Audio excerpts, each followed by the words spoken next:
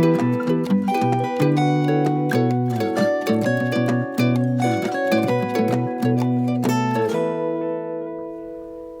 I'm Heidi Rader here in the Alaska Garden. I'm with UAF Cooperative Extension Service and Tanana Chiefs Conference.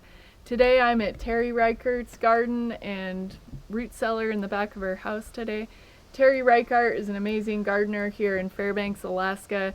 With her family, she grows, hunts, and fishes about 95% of her food each year. She also teaches some gardening classes here if you're in Fairbanks and lucky enough to be able to attend those. But part of producing and gathering all of her food is how do you store that food to last throughout the winter, and part of that is by having a root cellar. And Terry has kind of a unique root cellar design. It's actually got a trapdoor, which means that she doesn't need to provide any additional heat through the winter. So Terry, can you tell us a little bit about the design of your root cellar and why you do what? Okay. Once in a while we have to turn a light bulb on. Okay. But boy, we haven't done that for quite a number of years. The winters aren't as cold as they used to be. So what about the design? It's basically a hole in the ground that's insulated on the top and sides, and we've put cinder blocks now. We used to just do it with wood, and then we'd have to redo it every 10 years because wood rots. So we've got styrofoam or foam insulation in the roof, and then sod over top of that. And it keeps, ideal temperature would be 34 degrees if we could. So it keeps things pretty close to that temperature, certainly through the winter, and then the challenge is always to get it to cool down fast enough in the fall, and then to keep it cold in the spring as the temperatures warm up. And one of the big goals is to keep the cold air out in the winter, and so the trapdoor design really retains more of that heat during the winter. And you guys also don't use any ventilation. Right. We have no airflow because we don't want cold air flowing in. And if you had a vent, you'd probably have some airflow. So for many places in the lower 48, a vent is important, but up here, you're better off if you don't have a vent. Our trapdoor, because it comes from the top, really the air does not mix. It tends to layer.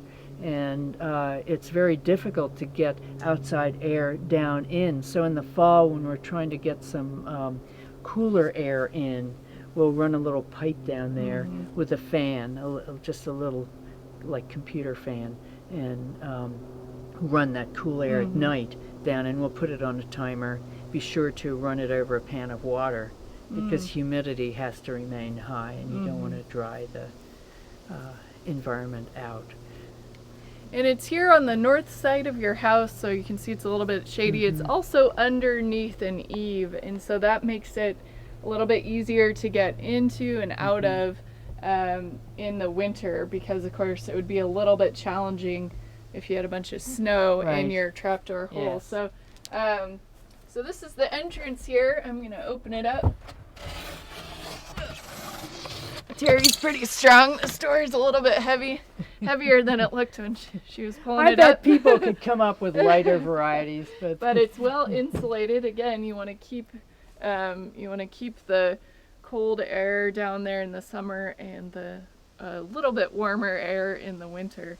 So let's go down. Do you want me to go down first and show you how to Sure, go down? Terry, show me how it's done. It's a little Okay. tricky, and another thing that's tricky is getting your crops in and out. So I'll sit here like this and take a crate of veggies and then rest it on this rim there, and then hold it there while I go down. And then I'll get it from underneath and pull Not it for down. the faint of heart. I mean, yeah, I've had people say they don't want to come down here, Oops, but sorry. once you get used to it. So turn around and,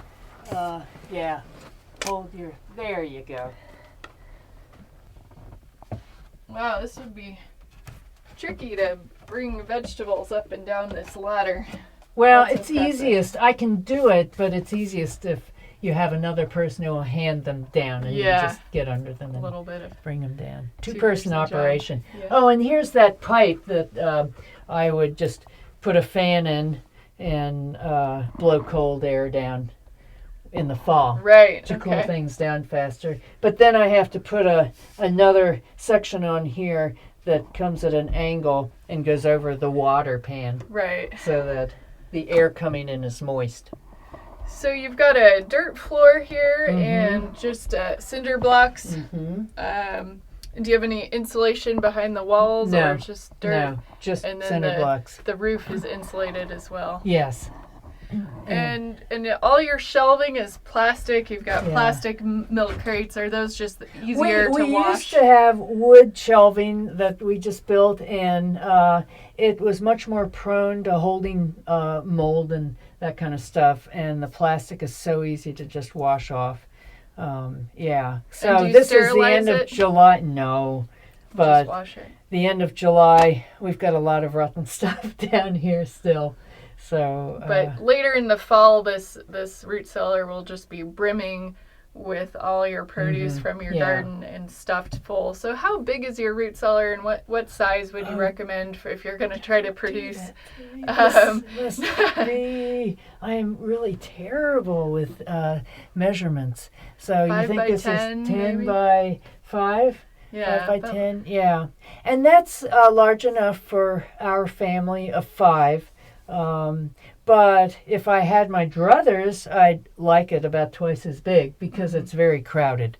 But it's easy to dig big when it's pretty shallow, but it's the deeper you get, the more work it is. So and you dug this by hand and built the walls yourselves too? No, we had someone come in and put the cinder block walls in. Okay. We used to have wood walls, and then we'd have to redo them every 10 years because the wood rots. Yeah. So it's been nice having cinder block. Yeah.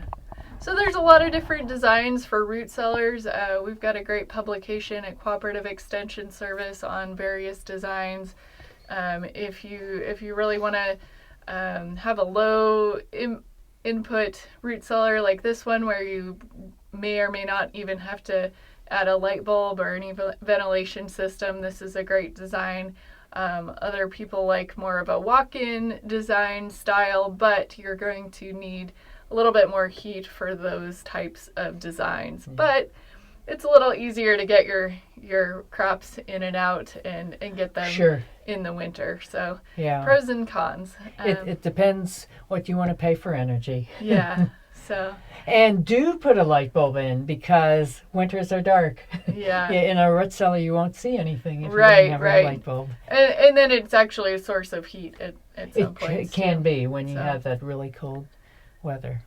So this has been Terry Reichardt's Root Cellar. I'm Heidi Rader in the Alaska Garden. Thanks for joining us.